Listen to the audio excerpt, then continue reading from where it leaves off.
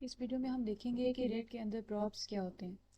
So props is short for properties और उसको हम यूज़ करते हैं ताकि हम एक पेरेंट कंपोनेंट से चाइल्ड कंपोनेंट को डाटा पास कर सकें इन अ सिमिलर वे जैसा हम किसी फंक्शन को आर्ग्यूमेंट पास करते हैं।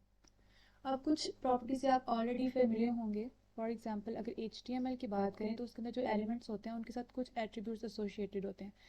For example let's talk about image element, तो उसके साथ कुछ एट्रीब्यूट्स होते हैं सोर्स, आर्ट विद हाइट वगैरह, तो वो उसकी प्रॉपर्टीज़ होती हैं। तो जो प्रॉप्स का कॉन्सेप्ट है वो भी समवट सिमिलर ही है। तो यहाँ पर उसको अंडरस्टैंड करते हैं with the help of an example. तो यहाँ पर मैंने एक रिएक्ट टैब बना रखी है VS कोड के अंदर और उसको मैंने रन किया हुआ है। और यहाँ पर सोर्स के अंदर मैंने कंपोनेंट्स का फोल्डर भी बनाया हुआ है। अब इस फोल्डर के अंदर हम दो कंपोनेंट बनाएंगे। एक का नाम रखते हैं कंपोनेंट पेरेंट कंपोनेंट और एक का नाम रख देते हैं चाइल्ड कंपोनेंट। पेरेंट कंपोनेंट को हम रिएक्ट एरो फंक्शन बना लेते हैं।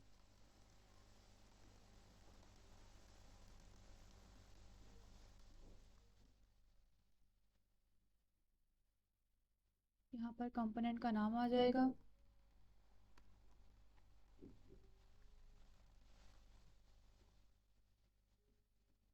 और यहाँ पर इसे एक्सपोर्ट कर देते हैं।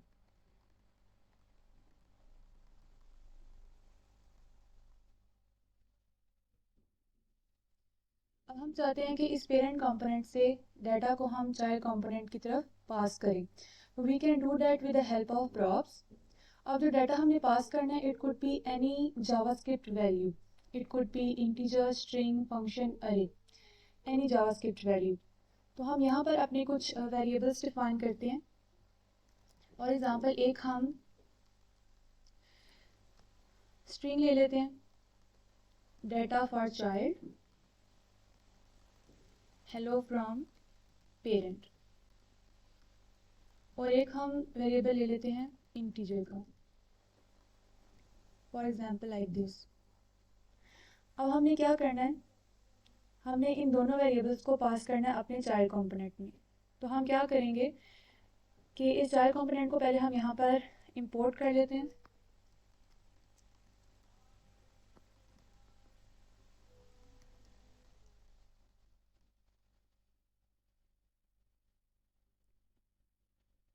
अब ये पेरेंट कंपोनेंट क्या करेगा, यहाँ पर हम इसको रेंडर करेंगे चाइल्ड कंपोनेंट को और यहाँ पर हम इसको ये वेरिएबल्स पास कर देंगे एज प्रॉप्स।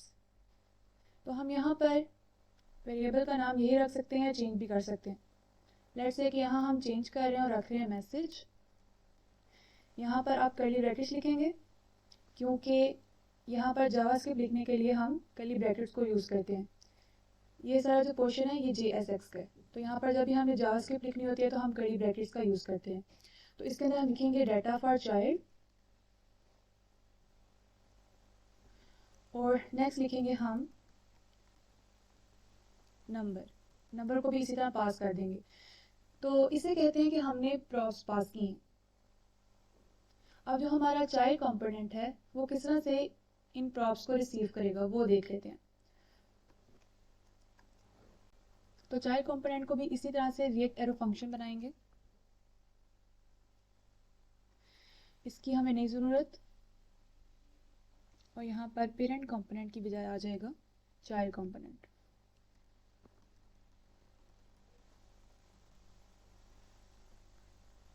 ये भी हमें नहीं चाहिए और ये लाइन भी हमें नहीं चाहिए। तो जो चाइल्ड कंपोनेंट है हमारा वो प्रॉप्स को किस तरह से रिसीव करेगा, उसको यहाँ पर एक पैरामीटर रिसीव होता है प्रॉप्स के नाम से। तो प्रॉप्स क्या, एक ऑब्जेक्ट है। प्रॉप्स एक ऑब्जेक्ट है जिसके साथ वो सारी हमारी प्रॉपर्टीज एसोसिएटेड होती हैं जो हमने पास की हैं। अब यहाँ पर चाइल्ड कंपोनेंट उन प्रॉपर्टीज को यूज़ कर सकता है। फॉर एग्जाम्पल यहाँ मैं लिखती हूँ आई एम चाइल्ड कंपोनेंट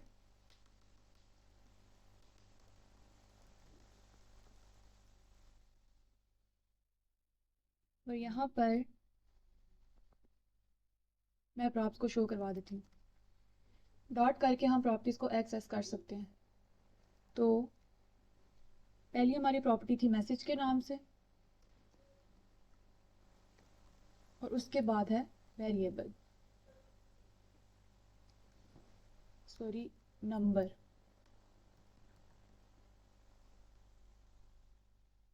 अब देखते हैं अपने ब्राउज़र के अंदर कि हमारे चाइल्ड कंपोनेंट को प्रॉप्स रिसीव हुए हैं कि नहीं। सो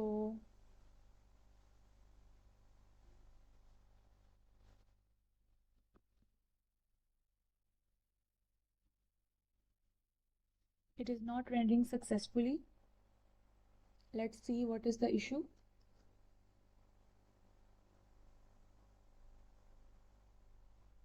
Yes, app.js के अंदर हमने यहाँ पर पेरेंट कंपोनेंट को रेंडर करना है पहले। तो यहाँ पर पेरेंट कंपोनेंट को इंपोर्ट करते हैं और यहाँ पर इसको रेंडर करते हैं। Let's see now. तो यहाँ पर देखें हमारा जो चाइल्ड कंपोनेंट है वो रेंडर हो रहा है, और पेरेंट कंपोनेंट ने जो उसको दो वेरिएबल पास किए थे, एक स्ट्रिंग था हेलो फ्रॉम पेरेंट और एक हमारे पास नंबर था, वो चाइल्ड कंपोनेंट को सक्सेसफुली रिसीव हो गए। तो इसको कहते हैं कि चाइल्ड कंपोनेंट ने प्रॉप रिसीव किए हैं। अब यहाँ पर चाइल्ड कंपोनेंट के अंदर हम प्रॉप्स की जो है डिफ़ॉल्ट वैल्यू भी रख सकते हैं। यहाँ पर या तो हम प्रॉप्स ऐसे रिसीव कर लें या फिर हम डीस्ट्रक्चर सिंटैक्स भी यूज़ कर सकते हैं। इस तरह से हम प्रॉपर्टीज़ के नाम लिख सकते हैं, मैसेज एंड नंबर। अब यहाँ से हम डिफ़ॉल्ट वैल्यू सेट कर सकते हैं। यहाँ पे हमें क्या एरर आ रहा है,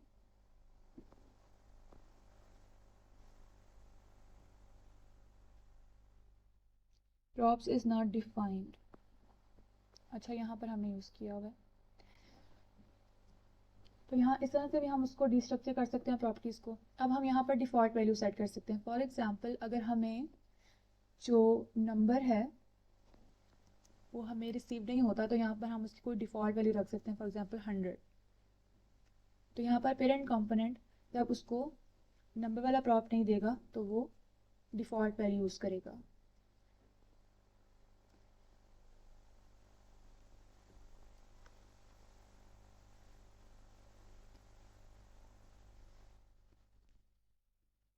यहाँ पर हम मैसेज और नंबर को यूज़ करेंगे, मैसेज, और यहाँ पर नंबर को देख लेते हैं रेंडर करके।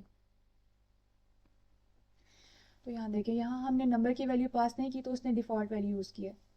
इसके अलावा हम अपने जो प्रॉप्स हैं उनकी डाटा टाइप्स भी डिफाइन कर सकते हैं, कोई specific data type in the similar way जिसका हम फंक्शन में करते हैं। तो उसके लिए यहाँ पर हम एक डिपेंडेंसी इंपोर्ट कर सकते हैं।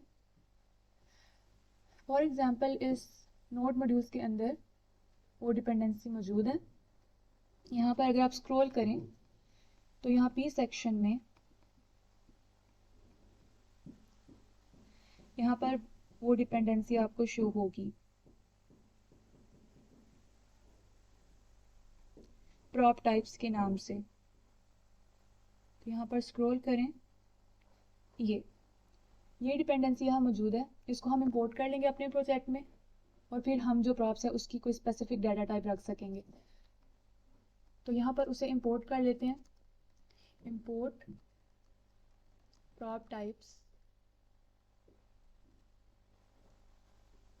From prop types.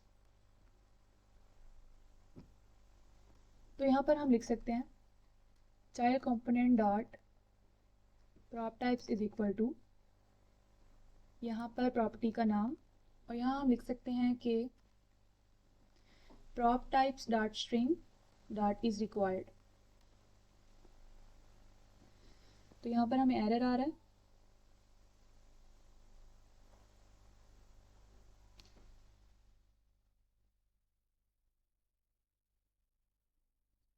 लाइन पे।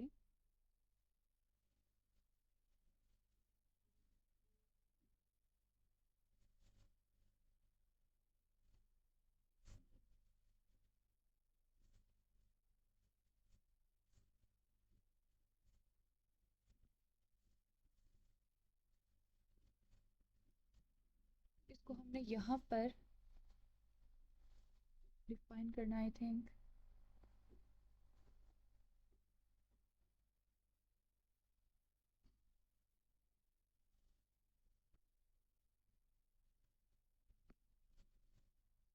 तो यहाँ पर पी स्मॉल आएगा। तो अब यहाँ पर हमने अपनी डेटा टाइप्स डिफाइन कर दी हैं। अब अगर हम जो ये मैसेज हमारा प्रॉप है, इसको अगर हम कोई दूसरी वैल्यू देंगे स्ट्रिंग के अलावा, तो हमें एरर आएगा। फॉर एग्जांपल यहाँ पेरेंट कंपोनेंट से अगर अब मैं मैसेज को कोई नंबर पास करती हूँ, मुझे यहाँ पर कंसोल के अंदर एरर शो होगा। कंट्रोल शिफ्ट आई, तो यहाँ पर देखें मुझे एरर शो हो रहा है कि message of type number supply to child component expected string. तो इस तरह से हम प्रॉप्स की डेटा टाइप भी स्पेसिफाई कर सकते हैं। इसके बाद यहाँ पर हम एक थर्ड कंपोनेंट बना लेते हैं।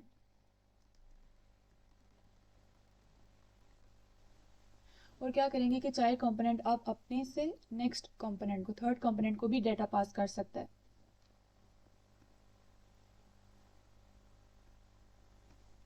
तो यही कोड कॉपी कर लेते हैं और थर्ड कंपोनेंट में से पेस्ट कर देते हैं।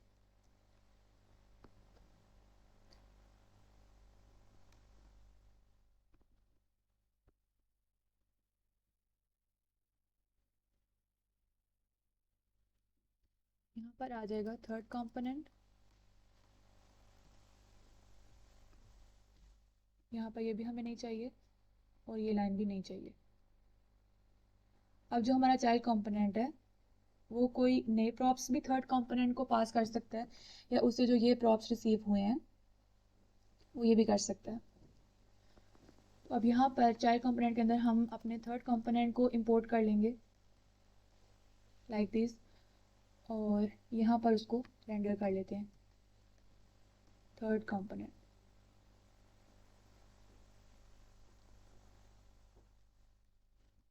यहाँ पर इसे एज प्रॉप्स रिसीव कर लेते हैं और अब ये थर्ड कंपोनेंट को भी जो है मैसेज पास कर सकता है, प्रॉप्स पास कर सकता है। Props dot message number is equal to props dot number, और थर्ड कंपोनेंट में हम इसको एज प्रॉप्स रिसीव करेंगे और यहाँ पर एंटर करके देखते हैं आई एम थर्ड कंपोनेंट,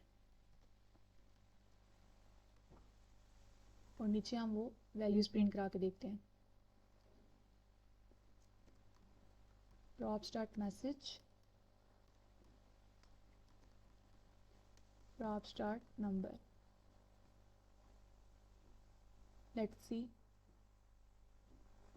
तो ये देखें आई एम थर्ड कंपोनेंट और मैसेज यहाँ पर प्रिंट नहीं हुआ।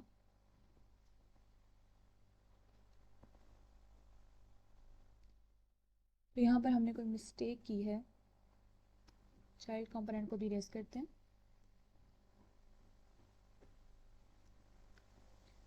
तो यहाँ पर पेरेंट कंपोनेंट से, तो हाँ यहाँ पर हम मैसेज पास ही नहीं कर रहे, तो यहाँ पर हम मैसेज पास करेंगे और नंबर पास करेंगे। तो अब देखें थर्ड कंपोनेंट के पास भी हमारा जो डाटा था, जो प्रॉप्स थे, वो ट्रांसफ़र हो गए हैं, हेलो फ्रॉम पेरेंट और नंबर।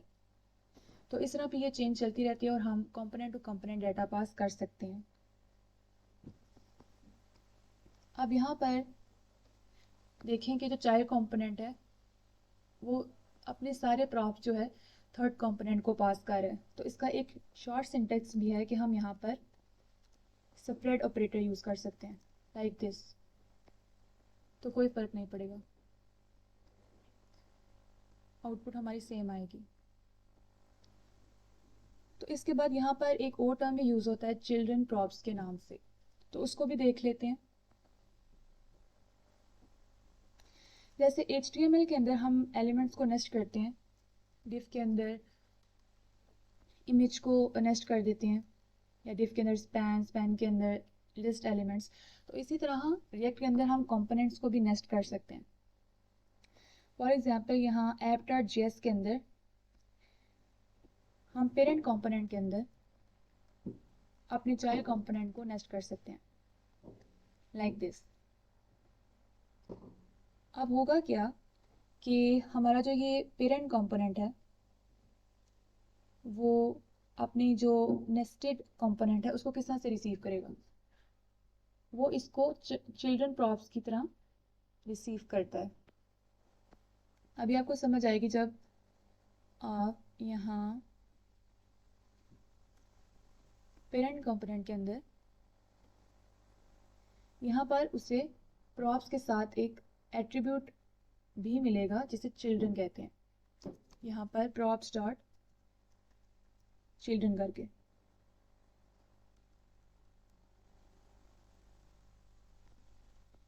तो यहाँ पर हम उस चिल्ड्रन को एक्सट्रैक्ट करते हैं और पेरेंट कंपोनेंट क्या करेगा, उस चिल्ड्रन को यहाँ पर रेंडर कर देगा लाइक दिस। मतलब हमने इस तरह से पेरेंट कंपोनेंट के अंदर चाइल्ड कंपोनेंट को नेस्ट कर दिया। अब जो हमारा पेरेंट कंपोनेंट है वो चाइल्ड कंपोनेंट को एज चिल्ड्रन प्रॉप लेगा, तो पेरेंट कंपोनेंट यहाँ पर उसे चिल्ड्रन प्रॉप्स रिसीव होंगे, वो प्रॉप्स में से चिल्ड्रन को एक्सट्रैक्ट करेगा और यहाँ पर उसे रेंडर कर देगा। Let's see.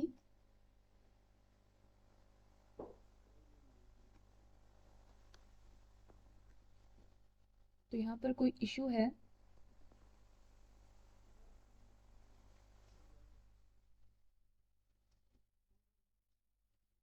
यहाँ app.js के अंदर हमने इसको रेंडर किया और जो हमारा चाइल्ड कंपोनेंट है आवर थर्ड कंपोनेंट को प्रॉप पास नहीं करेगा, बल्कि यहाँ पर हम एक मैसेज लिखेंगे, hello I am nested inside parent component.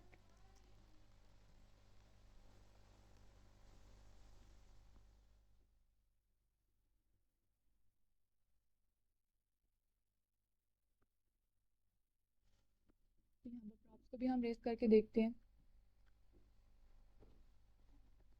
कि क्या इशू आ रहा है।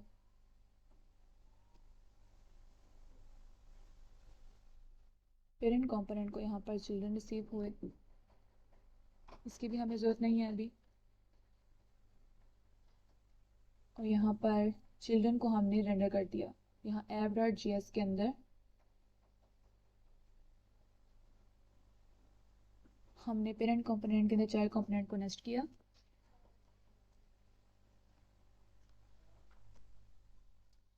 तो यस, यहाँ पर देखिए hello I am nested inside parent component. तो जब भी हम कंपोनेंट्स को नेस्ट करेंगे तो जो पेरेंट कंपोनेंट होगा वो अपने जो चाइल्ड कंपोनेंट है उनको एज चिल्ड्रन प्रॉप रिसीव करेगा। तो लास्ट में हम बात करते हैं कि जो प्रॉप्स होते हैं वो इम्यूटेबल होते हैं, दैट इज़ कि हम उससे चेंज नहीं कर सकते। यहाँ पर आप अगर रिएक्ट की ऑफिशियल डॉक्यूमेंट को भी रेफ़र करें तो उन्होंने भी अपने डॉक्यूमेंट बताया हुआ है कि प्रॉप्स आर इम्यूटेबल, मतलब कोई कंपोनेंट भी प्रॉप्स को खुद से चेंज नहीं कर सकता। अगर किसी भी कंपोनेंट ने प्रॉप्स को अपडेट करना है तो वो अपने पेरेंट कंपोनेंट को जिन्होंने वो प्रॉप्स क्रिएट किया था उसी से रिक्वेस्ट करेंगे कि हमें कोई डिफरेंट प्रॉप्स जो है पास करें दोबारा। तो ये आपने बात याद रखनी है कि प्रॉप्स को कोई भी कंपोनेंट खुद से चेंज नहीं कर सकता। तो इस वीडियो के अंदर हमने देखा कि रिएक्ट के अंदर प्रॉप्स क्या होते हैं, किस तरह से हम एक पेरेंट कंपोनेंट से चाइल्ड कंपोनेंट को प्रॉप्स पास कर सकते हैं, किस तरह से एक कंपोनेंट प्रॉप्स को रिसीव कर सकता है, हम प्रॉप्स की डिफ़ॉल्ट वैल्यू सेट कर सकते हैं, उसकी कोई स्पेसिफिक डेटा टाइप सेट कर सकते हैं, और फिर हमने देखा कि चिल्ड्रन प्रॉप्स क्या होते हैं, और लास्ट में हमने देखा कि जो प्रॉप्स हैं वो इम्यूटेबल एंड डैट इज़ कोई कंपोनेंट प्रॉप्स की वैल्यू को चेंज नहीं कर सकता। तो आई होप आपने इस वीडियो में कुछ सीखा होगा। अपने फ्रेंड्स के साथ भी इसे ज़रूर शेयर करें, और आपने अगर अभी तक चैनल को सब्सक्राइब नहीं किया तो जल्दी से सब्सक्राइब कर लें।